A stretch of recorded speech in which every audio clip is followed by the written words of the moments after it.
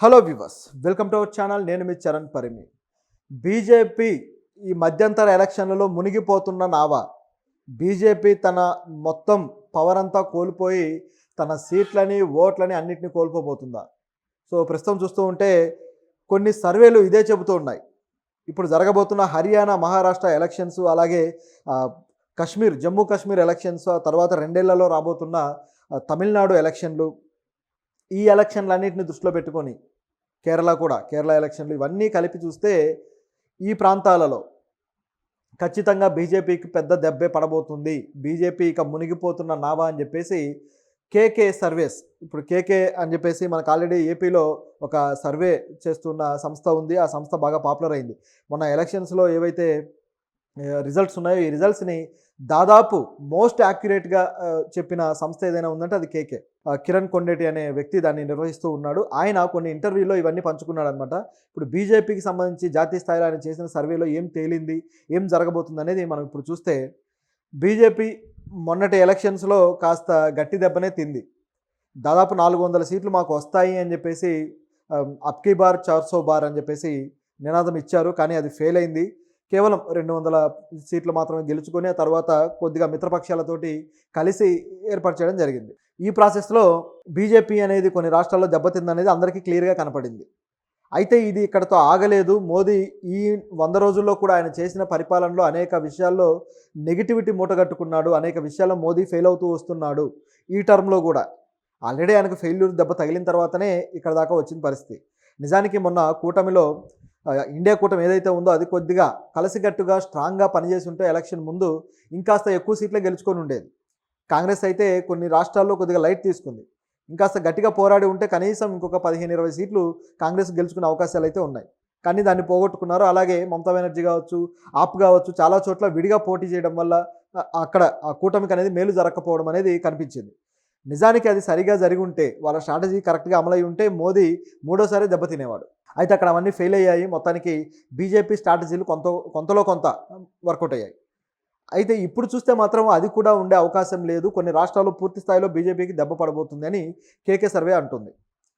వీళ్ళు చేసిన జాతీయ స్థాయి సర్వేలో తేలింది ఏంటంటే, హర్యానాలో ప్రస్తుతానికి బీజేపీ ఉంది. ఈ బీజేపీకి పూర్తి స్థాయి వ్యతిరేకత ఉంది. మార్జిన్ కూడా కాదు, గట్టిగానే దెబ్బ పడుతుంది అని చెప్పేసి అంటున్నాడు. నిజానికి ఇక్కడ కాంగ్రెస్, ఆప్ రెండు కూడా విడివిడిగా పోటీ చేస్తున్నాయి.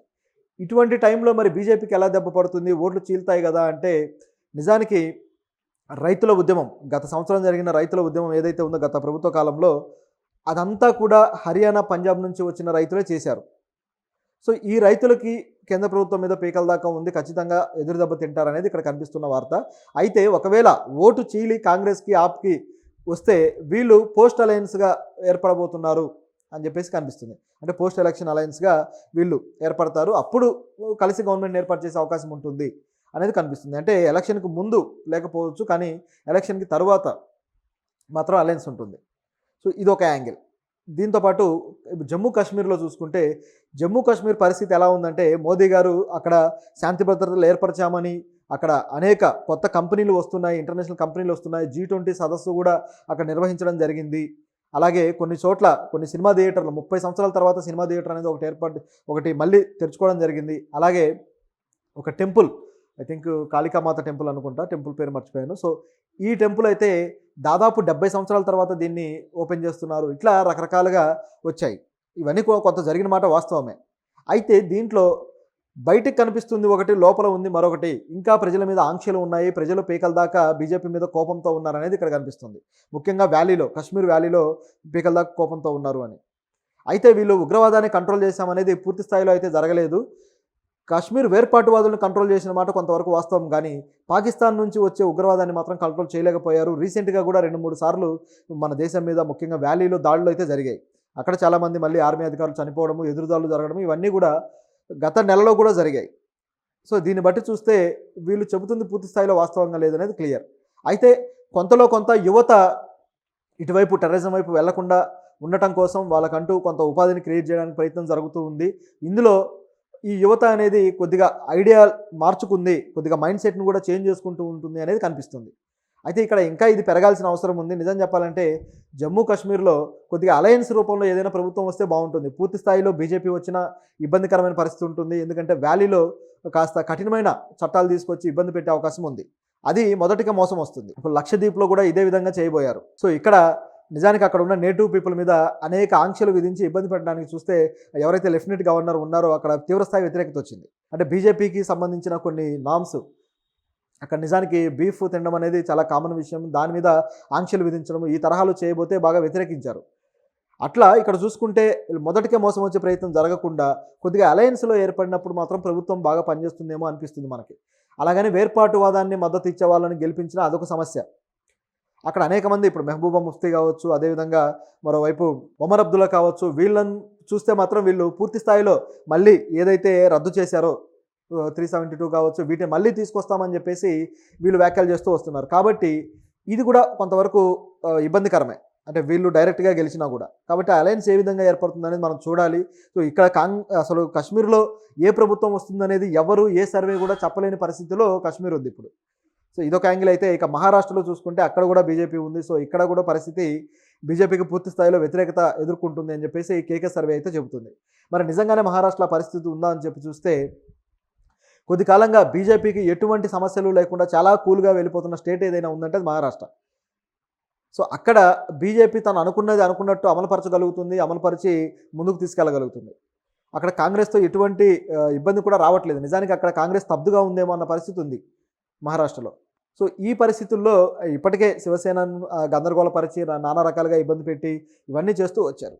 మరి ఇప్పుడు ఏం జరుగుతుంది? శివసేన ఏమన్నా దెబ్బతీస్తుందా? అదేవిధంగా కాంగ్రెస్ మళ్ళీ పుంజుకుంటుందా అనే పరిస్థితి అయితే ఇక్కడ ఉంది. ఈ రెండు మాత్రం ఖచ్చితంగా జరుగుతాయి. సో ఇక్కడ కొన్ని జాతీయ స్థాయి సంస్థలు ఏం చెప్తున్నాయంటే బీజేపీకి ఎడ్జ్‌లో వచ్చే అవకాశం ఉందంటున్నాయి. కానీ ఎడ్జ్ కూడా కాదు, పూర్తి స్థాయిలో దెబ్బతింటుంది అని చెప్పేసి ఈ కేకే సర్వే చెప్తుంది. అలాగే ఇక్కడ కూడా హర్యానాలో కూడా ఎడ్జ్‌లో వస్తుందని చెప్పేసి జాతీయ స్థాయిలో కొన్ని వేరే సంస్థలు అయితే తమ సర్వేలని చెబుతూ వస్తున్నాయి. కానీ కేకే ఏమాత్రం ఒక మాట మీద నిలబడి ఉంది. బీజేపీ ఏమాత్రం ప్రభావం చూపదు అని చెప్పి. అయితే గతంలో ఏపీలో వీళ్ళు ఈ విధంగా మాట్లాడినప్పుడు ఎవరో నమ్మలేదు. మరీ 150 దాకా ఎందుకు వస్తాయి కూటమికి అని చెప్పేసి ఆశ్చర్యపోయారు. పవన్ కళ్యాణ్ దాదాపు 10% కొడతాడు అంటే కూడా అందరూ నవ్వారు. అంటే 90% కొడతాడని చెప్పేసి చెప్పడం జరిగింది కేకే. కానీ దానికి అందరూ నవ్వారు. ఇక జగన్ ప్రభుత్వం అయితే జగన్ను అప్పుడు ప్రభుత్వంలో ఉన్నప్పుడు వీళ్ళు ప్రతిపక్షంగా కేవలం 14 సీట్లు మాత్రమే కొడతారు అని చెప్పేసి అన్నారు. దాదాపు దగ్గరకు వచ్చారు. ఇదంతా గమనించి చూసినప్పుడు కేకే సర్వే మీద అందరికీ కూడా ఒక విశ్వాసం వచ్చింది. ఇప్పుడు జాతీయ స్థాయి మీడియా సంస్థలు కూడా ఈ సర్వేని ఇప్పుడు కొద్దిగా గుర్తిస్తున్నాయి. దీన్ని కన్సిడర్ చేసి వాళ్ళ నిర్ణయాలు ఈ విధంగా ఉండొచ్చు, ఖచ్చితంగా ఇది వర్కౌట్ అవుతుంది అని చెప్పేసి జాతీయ స్థాయి సంస్థలు కూడా మీడియా సంస్థలు మాట్లాడుతూ ఉన్నాయి. కాబట్టి కేకే సర్వేకి అయితే ఆ వ్యాలిడేషన్ వచ్చింది. అయితే దీనికి కారణాలను కూడా మనం ఈజీగానే అంచనా వేయొచ్చు. ఏదైతే అగ్నిపథ్ ఉందో గతంలో బీజేపీకి సీట్లు తగ్గడానికి ఇప్పుడు ఉత్తరప్రదేశ్లో 60 సీట్లు వస్తాయనుకుంటే కేవలం 36 సీట్లు మాత్రమే వచ్చాయి. కాంగ్రెస్కి కొంతవరకు పెరగడం జరిగింది. ఉత్తరప్రదేశ్లోనే ఈ పరిస్థితి ఉంటే ఇక మిగతా ప్రాంతాల్లో ఎలా ఉంటుంది ఊహించండి అని చెప్పేసి గతంలోనే వార్తలు వచ్చాయి.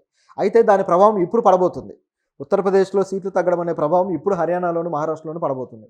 సో దీన్ని బట్టి అంచనా వేసి చూస్తే అగ్నిపథ్ కావచ్చు, ఈ రైతుల ఉద్యమం కావచ్చు, అదేవిధంగా ఇప్పుడు ఏవైతే జాతీయ స్థాయిలో పన్నులు ఇప్పుడు ఆర్థిక శాఖ సంబంధించి కొత్తగా నిర్మలా సీతారామన్ గారు విడుదల చేసిన బడ్జెట్లో అనేక మధ్యతరగతికి గుల్ల చేసే బడ్జెట్ తీసుకొచ్చింది. ట్యాక్సులని చెప్పి అదని ఇదని చెప్పి. సో ఇందులో కూడా దెబ్బ పడబోతుంది. ఇవన్నీ బేరేజ్ వేసుకొని చూసినప్పుడు బీజేపీ ఈసారి భారీ స్థాయిలో దెబ్బతింటుంది అనేది కనిపిస్తుంది. ఒకవేళ ఇది కానీ జరిగితే నెక్స్ట్ టర్మ్లో 4th టర్మ్ అవుతుంది మోదీ గారు మళ్ళీ ఎలక్షన్లో పోటీ చేయడం 2029లో.